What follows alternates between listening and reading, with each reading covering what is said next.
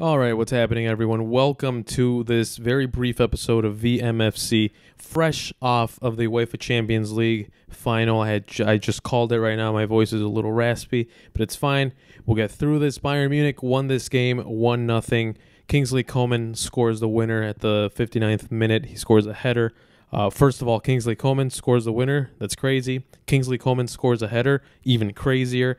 But regardless, Bayern Munich gets the job done. Congratulations to them, the rightful winners of this UEFA Champions League tournament.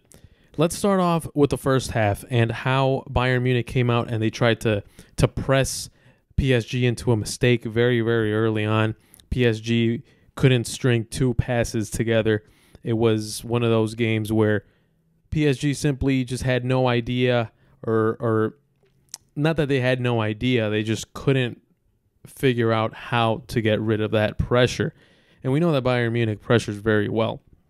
One of the things that did concern me about Bayern Munich, and I said this on the preview, I thought that Bayern Munich's line of defense got a little too high at times, and that's how maybe at some point they would PSG would hit them with an over-the-top ball, getting to Mbappe, getting to Neymar, getting to Di Maria. But Bayern Munich did an excellent job in canceling out anything that had to do with those guys. So it was virtually impossible for them to get anything done. Neymar would get the ball, two guys immediately would corral them. Mbappe would get the ball, two guys, boom, right there. So it was very difficult. Bayern imposed their will, imposed their pressure very, very early on in the game, and they got close. PSG evened it up a little bit. They had some very good opportunities. Neymar strikes one, Neuer blocks it with his foot. Neymar tries to get the ball back into play, tries to put in a cross. Neymar and Neuer with his foot gets it out. So Neuer is one of the best goalkeepers ever, not just one of the best goalkeepers of this generation. He's one of the best goalkeepers ever. And I think that was cemented today because of how good he played. Not that he really needed this game, but he kind of did. He had a bit of a rough spell a couple of years ago, but now he validates himself with a Champions League win.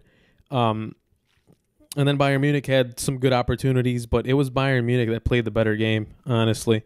Bayern Munich played the much better game, and then in the second half, the intensity dropped off because in the first half, the intensity was very, very high. It was a back-and-forth game. Both teams had a lot of opportunities, except for that for those first 10 minutes where it was all Bayern Munich. In the second half, the intensity dropped off, and it was Bayern Munich that had a little bit more of a clear idea what they wanted to do compared to PSG. PSG kind of got back into the game as soon as they got scored on, which is not ultimately the best case scenario, of course.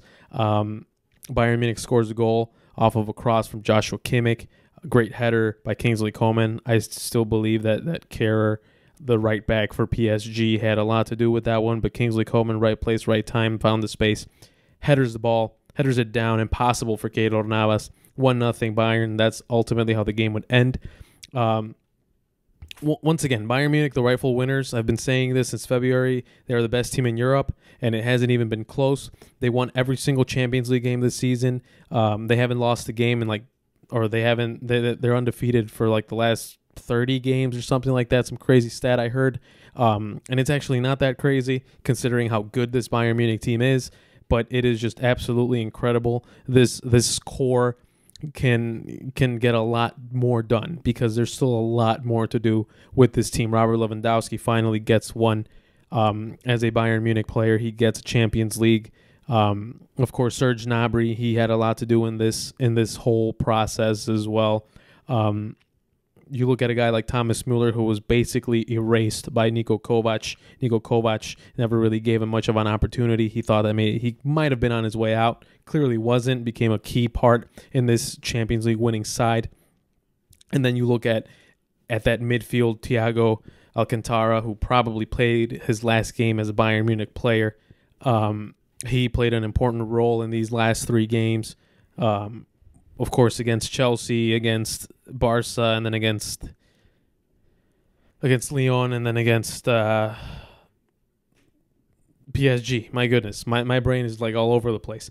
But yeah, this this core, this midfield, very good. And, of course, the defense, you look at that left side with David Alaba and Alphonso Davies, who has become a superstar. Alphonso Davies, 19 years old, will be turning 20 in November, already a Champions League winner, a starter for this Bayern Munich side, an important player in this Bayern Munich side. This is just very, very good for Bayern Munich on all aspects of the game. And then, of course, Manuel Neuer, who at some point, people, I'll include myself, I thought Manuel Neuer could potentially be on his way out. And I asked for maybe Ter Stegen to be the starter for Germany. No, I'm not saying that Ter Stegen is a bad goalkeeper. No, I'm just saying that maybe Manuel Neuer didn't have what it took anymore, and clearly he does. He got this second wind in his career,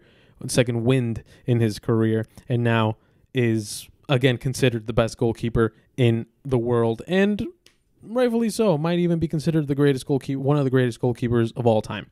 Now let's talk about PSG, a team that has invested millions and millions and millions of euros into this team, a team that has become very hated because of the way that they've gotten to the top.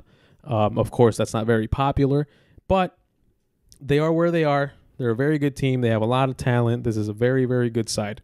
But today, ultimately, wasn't their day. It showed that it was their first time playing a Champions League final. A Champions League is a trophy that's very prestigious. Of course, if you're a soccer fan, you know this. If you're not a soccer fan, well, it's very, very prestigious, and PSG wasn't able to perform in the game that ultimately decided who would take that trophy home. But I'm not going to sit here and criticize Neymar and Mbappe and Di Maria and Leandro Paredes and all those guys in attack, or even Ander Herrera for that matter. I'm not going to criticize them because I feel like Bayern Munich did an excellent job in defending them, and I said this a few minutes ago, where Neymar would get the ball and it was almost impossible for him to do anything. It was just up to him to get rid of those two defenders, or two or three defenders that he would have on him anytime that he would get the ball. So I'm not going to blame him for that. I think that in these situations is where you look at the manager and you say, all right. Oh my goodness. This voice crack. You don't say, all right. You say, all right. What do we have to do to get the ball? What do we have to do to maintain possession? What do we have to do to make sure our midfield isn't a weak link? Let me get back in focus really quick. There we go. All right. Oh my goodness. I can't say all right. What do we do to get possession back? What do we do to get back into this game? And I think he did a good job, Thomas Tuchel, in bringing on Marco Verratti, maybe a little too late. I would have preferred for Marco Verratti to come on like at half rather than when they were down 1-0. So, yeah. Again, the blame shouldn't just go on one person or on one side. I think this blame should be shared, and this is a this is a team sport. This is a team effort. Everyone deserves to get blamed the same way. Could Neymar have done a little more? Yeah. Mbappe could have done a little bit more too. Di Maria could have done a little more too. But you just can't blame one player. And I've heard a lot of people, especially, and I'm looking at you, Univision, especially you, Alejandro Berri, who are saying that, well, Neymar was supposed to do everything by himself because that's what they brought him for. No, you moron. He didn't have much help today. And it also didn't help that the Bayern Munich side, the Bayern Munich defense, was doing an absolutely excellent job in containing him. So maybe instead of tweeting throughout the entire game, how about you actually watch the game? You absolute nonce. But yeah, don't just blame one player. I think it's a collective blame. It's also the mentality of, I feel like PSG, for whatever reason, they had the mentality of, all right, well, we made it to the final. You know, that's cool, I guess. They needed someone to tell them, all right, you guys got to the final. We got to the final. Cool, we got to the final. But we have to play this final and we have to win this final.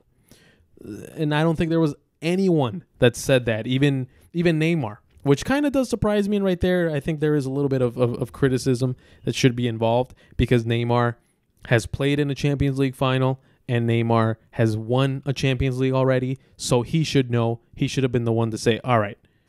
And it could have happened. It could have happened. I don't know. None of us were in the locker room, or none of us were in the hotel rooms when the conversations were going on, or in the team meetings or whatever. But Neymar could have said something like, all right, boys, listen, we're here. We're in the final. We haven't accomplished anything.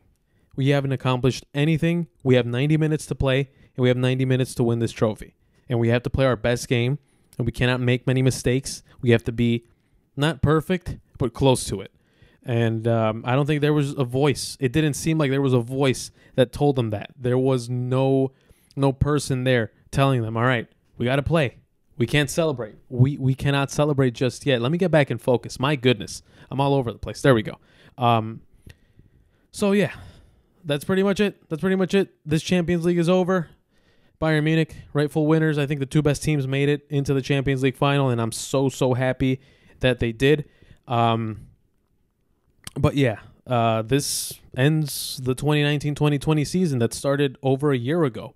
It started over a year ago, and it ends today. Well, you guys are going to see this on Monday, August 24th. It ended on Sunday, August 23rd, the longest season in history of world soccer. And what a season it was. What an incredible journey it was. There was a lot of ups, a lot of downs. Of course, we know what happened, that big gap between March and May and June where there was nothing going on. So, yeah, I think that I really hope that this season helped us realize that we shouldn't take sports for granted. We shouldn't take the athletes for granted. We shouldn't take those times that we went to the stadium for granted. So I really hope that we cherish those moments and that we make the most out of them whenever we have that opportunity to go back and to witness them. I enjoyed the hell out of this game. I really did. It was so much fun. I enjoyed calling it. I enjoyed preparing for it. I enjoyed watching it. It was so much fun. This season, again, would I want to live it again? Absolutely not. But would I change anything? No, I wouldn't change anything. This was a great season. This 2019-2020 season also marked the beginning of VMFC. So, of course, I wouldn't change a thing about this because all of those things that happened lead up to where we're at right now. And now we have another season to look forward to, the 2020-2021 season, which begins next month. And I am actually, for France and for Belgium, their leagues already started. So we're or for France at least. I'm not too sure about Belgium, but and in Mexico, the league already started. So yeah, the 2020-2021 season is at full swing already. We are ready to go. But of course, when I talk about the season beginning, I'm talking about Premier League, Bundesliga, La Liga, the Serie A, the French League, the Eredivisie, the Champions League coming back. So yeah, that's pretty much it. I appreciate you all joining me for this quick episode of a little bit of a recap of the game and just a little bit of a recap of the 2019-2020 season. I appreciate you all. I hope you all enjoyed the game. I'm thinking there might be a quick episode coming up later this week. I don't know when, but it's going to be a very interesting topic. I hope that it all works out because it's going to be very, very interesting, and I think the fans of VMFC are going to really enjoy it. All right, ladies and gentlemen, if you joined me on the broadcast for the game, I appreciate you. If you didn't, I hope you can join me next time, and we will watch and witness and listen to these games in a much more different way. I appreciate you all. Take care. Goodbye.